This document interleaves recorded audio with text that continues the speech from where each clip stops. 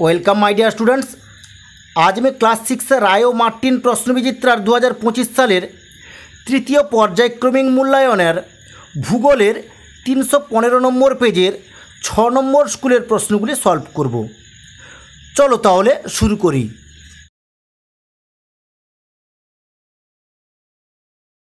Class 6 রায় ও Martin প্রশ্নবিচিত্রার 315 নম্বর পেজের 6 নম্বর স্কুলের 2 দিকে আছে সঠিক উত্তরটি নির্বাচন করে লেখো। 2 এর দাগ রাশিয়ার উপর দিয়ে এর উত্তরটা হবে বি 40 ডিগ্রি পূর্ব দ্রাঘিমা বিস্তৃত হয়েছে।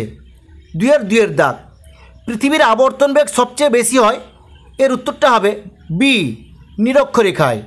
2 এর দাগ অস্ট্রেলিয়ার সময় এগিয়ে থাকে কারণ অস্ট্রেলিয়া অনেক, এর উত্তরটা হবে এ পূর্বের দেশ। 2 এর দাগ কার্যকারী সৌর বিকিরণের পরিমাণ আগত সৌর বিকিরণের, এর উত্তরটা হবে এ 51%। 2 এর দাগ সমুদ্রপৃষ্ঠে বায়ুর চাপ হলো, এর উত্তরটা হবে এ 1013.25 মিলিবার। 2 এর দাগ ঘরের মধ্যে সবচেয়ে বেশি দূষণ হয়, এর উত্তরটা হবে ডি ধূপকাঠি থেকে। 2 এর দাগ সর্বপ্রথম আর্থ আওয়ার পালন করা হয় 2007 সালের, এর উত্তরটা হবে বি 31 মার্চ। 2 এর দাগ সাধারণ কথাবার্তার তীব্রতা হলো, এর উত্তরটা হবে সি 65 ডেসিবেল। 2 এর দাগ ভারতে অবস্থিত হিমালয় পর্বতের সর্বোচ্চ শৃঙ্গটি হলো, এর উত্তরটা হবে বি কাঞ্চনজঙ্ঘা। 2 এর দাগ মৌসিনরামের গড় বার্ষিক বৃষ্টিপাতের পরিমাণ হলো, এর উত্তরটা হবে সি 11,872 মিলিমিটার। 2 এর দাগ 1956 সালে রাজ্য ভাগ করার ভিত্তি ছিল, এর উত্তরটা হবে এ ভাষা। 2 এর দাগ গির অরণ্য রয়েছে, এর উত্তরটা হবে বি গুজরাটে। 2 এর দাগ ভূগোলবিদ মার্কেটর প্রথম মানচিত্র বইটি প্রকাশ করেন, এর উত্তরটা হবে সি 1578 খ্রিস্টাব্দে। 2 এর দাগ ভারতের কৃষিতে সবুজ বিপ্লব হয়েছিল যে ফসলের জন্য, সেটি হলো, এর উত্তরটা হবে বি গম। 2 এর দাগ ভারতের অন্ধ্রপ্রদেশ রাজ্যে বসবাস করে, এর উত্তরটা হবে বি চেঞ্চু জাতির মানুষ। 2 এর দাগ আমাদের দেশের, এর উত্তরটা হবে বি 65% লোক কৃষির সঙ্গে যুক্ত। 2 এর দাগ গ্লোব হলো, এর উত্তরটা হবে বি ত্রিমাত্রিক। 2 এর দাগ মানচিত্রে কৃষিজমি বোঝাতে, এর উত্তরটা হবে বি হলুদ রং ব্যবহার করা হয়। এরপর দেখো 3 এর দাগে শূন্যস্থান পূরণ করো। 3 এর দাগ মূল মধ্যরেখার বিপরীত দ্রাঘিমার মান, এর উত্তরটা হবে 180 ডিগ্রি পূর্ব বা পশ্চিম। 3 এর 2 দাগ ড্যাশ ঘড়ি গ্রিনিচের সময়ানুসারে চলে, এর উত্তরটা হবে ক্রোনোমিটার ঘড়ি। 3 এর দাগ রাজস্থানের জয়পুর সমুদ্র থেকে দূরে অবস্থিত বলে এখানকার জলবায়ু ড্যাশ প্রকৃতির, এর উত্তরটা হবে চরমভাবাপন্ন। এরপরে দেখো 3 এর দাগে বাম দিকের সঙ্গে ডান দিক মিলিয়ে লেখো। বাম দিক ডান দিক। 3 এর দাগে বধিরতা, এর উত্তরটা হবে বি শব্দ দূষণ। 3 এর 2 দাগ 32 ডিগ্রি ফারেনহাইট, এর উত্তরটা হবে সি 0 ডিগ্রি সেলসিয়াস।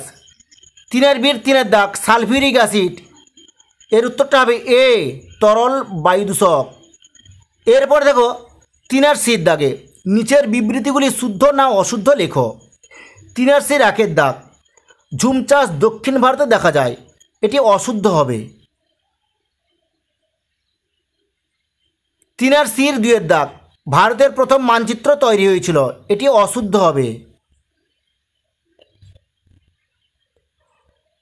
3 এর দাগ ভারতের উর্বর নবীন পলিমাটি খাদার নামে পরিচিত, এটি শুদ্ধ হবে। এরপর দেখো 3 এর দাগ নিচের প্রশ্নগুলির এক কথায় উত্তর দাও। 3 এর দাগ দার্জিলিং জেলার কোথায় সিঙ্কোনা পাওয়া যায়, এর উত্তরটা হবে মংপুতে। 3 এর 2 দাগ ডোগরি কি, এর উত্তরটা হবে ডোগরি হলো একটি ইন্দো আর্য ভাষা, এটি জম্মু ও কাশ্মীর অঞ্চলে প্রচলিত। তিনের ডির তিনের দাগে মানচিত্রে ঘর বাড়ি বোঝাতে কী রং ব্যবহার করা হয়? এর উত্তরটা হবে লাল রং ব্যবহার করা হয়। এরপরে দেখো 4 দাগ, নিচের প্রশ্নগুলির সংক্ষিপ্ত উত্তর দাও। 4 1 দাগ, নিরক্ষতল কাকে বলে? এর উত্তরটা হবে তোমাদের বইয়ের 21 নম্বর পেজে দেখো, এখানে লেখা আছে নিরক্ষরেখা যে তল বরাবর রয়েছে তা হলো নিরক্ষতল। 4 2 দাগ, কালবৈশাখী কাকে বলে? এর উত্তরটা হবে তোমাদের পাঠ্য বইয়ের 80 নম্বর পেজে, এখানে লেখা আছে দেখো কালবৈশাখী, তোমরা এখান থেকে এত দূর পর্যন্ত লিখে নেবে। 4 3 দাগ, ম্যাপের প্রয়োজন হয় কেন? এই প্রশ্নের উত্তরটি তোমাদের পাঠ্য বইয়ের 104 নম্বর পেজে, তোমরা এখান থেকে লিখবে একমাত্র মানচিত্র বা ম্যাপ এর মাধ্যমেই পৃথিবীর যে কোনো অংশের অথবা সমগ্র পৃথিবীর সঠিক উপস্থাপন করা যায়। এইটুকু পর্যন্ত লিখে নেবে। 4 4 দাগ, সংরক্ষিত অরণ্য কাকে বলে? এই প্রশ্নের উত্তরটি তোমাদের পাঠ্য বইয়ের 93 নম্বর পেজে, এখানে লেখা আছে দেখো সংরক্ষিত অরণ্য, তোমরা এখান থেকে এত দূর পর্যন্ত তুলে নেবে। 4 5 দাগ, শব্দ দূষণের দুটি কারণ লেখো। এই প্রশ্নের উত্তরটি তোমাদের পাঠ্য বইয়ের 62 নম্বর পেজে, তোমরা প্রথমে এখান থেকে লিখবে। আসলে শব্দ যখন মানুষের পক্ষে অসহ্য যন্ত্রণাদায়ক ও বিরক্তিকর হয় তখন তা দূষণের সৃষ্টি করে। সাধারণত দেখা যায় 65 ডেসিবেলের বেশি জোরের শব্দে মানুষ ও অন্যান্য প্রাণীর নানান শারীরিক ও মানসিক অসুবিধা হয়। এরপরে তোমরা লিখবে, এখানে লিখবে, এখানে যে সমস্ত ছবিগুলো তোমরা দেখতে পাচ্ছ এগুলোর নাম লিখতে পারো, অথবা এছাড়া তোমরা এখান থেকেও লিখতে পারো loud speaker, motor horn, generator থেকেও শব্দদূষণ হতে পারে। উচ্চস্বরে গান বাজনা থেকেও শব্দদূষণ হয়। জেট প্লেন চললেও শব্দদূষণ হয়। বজ্রের শব্দ, কারখানা, কংক্রিট ভাঙার শব্দ, সাইরেন, এখান থেকেও শব্দদূষণ হয়। তোমরা এগুলোও লিখে নেবে তার সঙ্গে। 4 6 দাগ, টোডা উপজাতি ভারতের কোন রাজ্যে বাস করে এবং এদের প্রধান জীবিকা কী? এর উত্তরটা হবে টোডা উপজাতি ভারতের তামিলনাড়ু রাজ্যে বাস করে এবং এদের প্রধান জীবিকা হলো পশুপালন। এরপরে দেখো 5 দাগে, নিচের প্রশ্নগুলির সংক্ষিপ্ত ব্যাখ্যামূলক উত্তর দাও। 5 1 দাগ, নিরক্ষরেখার 3টি বৈশিষ্ট্য লেখো। এই প্রশ্নের উত্তরটি তোমাদের ভূগোল বইয়ের সহায়িকা রায় ও মার্টিন লেখকের 78 নম্বর পেজের, দেখো এখানে 2 দাগে লেখা আছে নিরক্ষরেখা লেখা আছে, আর তার ঠিক নিচের দিকে দেখো লেখা আছে বৈশিষ্ট্য। এই বৈশিষ্ট্যটি তোমরা তুলে নেবে। 5 2 দাগ, বায়ু দূষণের 3টি কারণ লেখো। এই প্রশ্নের উত্তরটি তোমাদের পাঠ্য বইয়ের 57 নম্বর পেজে, এখানে লেখা আছে দেখো বায়ু দূষণের কারণ। তোমরা এই একটা কারণ লিখবে, এই একটা কারণ লিখবে, এখানে একটা আছে, এখানে একটা আছে, তোমরা এখান থেকে যে কোনো 3টে কারণ তোমরা লিখে নেবে। 5 3 দাগ, ভারতের দীর্ঘতম নদীর গতিপথ আলোচনা করো।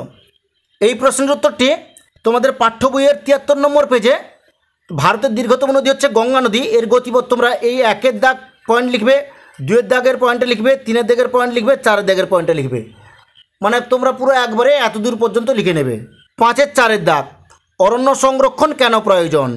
এই প্রশ্নের উত্তরটি তোমাদের পাঠ্য বইয়ের 90 নম্বর পেজে, এখানে লেখা আছে দেখো অরণ্য আমাদের বন্ধু লেখা আছে, এখানে যতগুলো পয়েন্ট দেওয়া আছে এগুলো তোমরা লিখে নেবে পুরোটা। 5 5 দাগ, গ্লোবের সুবিধাগুলি লেখো। এই প্রশ্নের উত্তরটি তোমাদের পাঠ্য বইয়ের 104 নম্বর পেজে, তোমরা এখান থেকে এত দূর পর্যন্ত লিখে নেবে।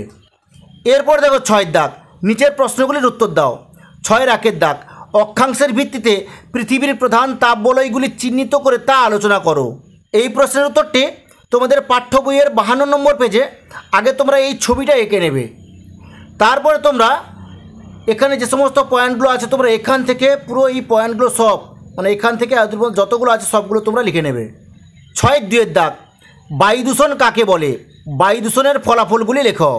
এই প্রশ্নের উত্তরটি তোমাদের ভূগোল বইয়ের সহায়িকা রায় ও মার্টিনের 206 নম্বর পেজে 3 দাগে প্রশ্নটি দেখো, এখানে বায়ু দূষণ কাকে বলে লেখা আছে, তোমরা এখান থেকে এত দূর পর্যন্ত লিখে নেবে। এর পরের প্রশ্ন, বায়ু দূষণের ফলাফলগুলি তোমাদের পাঠ্য বইয়ের 59 নম্বর পেজে, এখানে লেখা আছে বায়ু দূষণের ফলাফল। এখানে যে সমস্ত পয়েন্টগুলো আছে, এই একটা পয়েন্ট আছে, এই একটা পয়েন্ট আছে, এখানে একটা পয়েন্ট আছে, তোমরা এই 3টি পয়েন্ট লিখে নেবে। 6 3 দাগে, মৌসুমি বিস্ফোরণ কাকে বলে?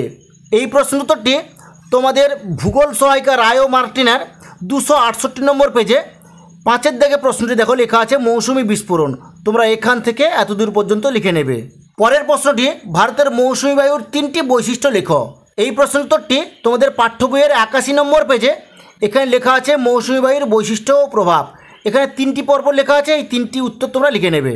6-4 দাগ, ধান চাষের অনুকূল অবস্থাগুলির সম্পর্কে আলোচনা করো। এই প্রশ্নের উত্তরটি তোমাদের পাঠ্য বইয়ের 95 নম্বর পেজে এখানে লেখা আছে। দেখো ধান, তোমরা এই লাইন বরাবর প্রথমে আছে জলবায়ু, এরপর আছে মাটি, এরপর আছে উৎপাদক রাজ্য। তোমরা এই লাইন বরাবর পুরোটা লিখে নেবে। ঠিক আছে, আজ এই পর্যন্ত। নেক্সট ভিডিওতে আমি 7 নম্বর স্কুলের প্রশ্নগুলি সলভ করব।